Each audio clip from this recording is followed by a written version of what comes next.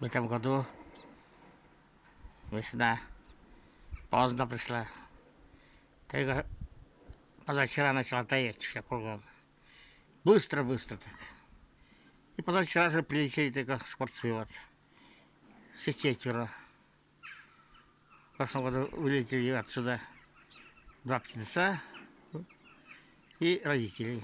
В этом году, смотрю, прилетели все четверо. Они знают, где родились, где живут. Потом у них была потасовка какая-то. Не знаю, кто победил. Или родители, или дети. Но двое остались, двое улетели. И никого не подпускают туда.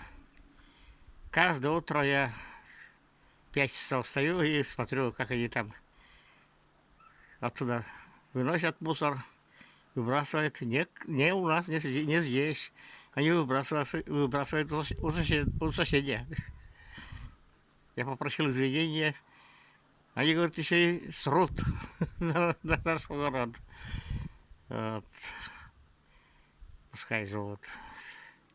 Этому скворечнику уже лет 10.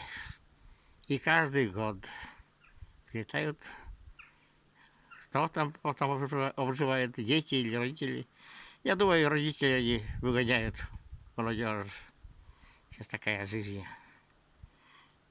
Вот. Сегодня среда.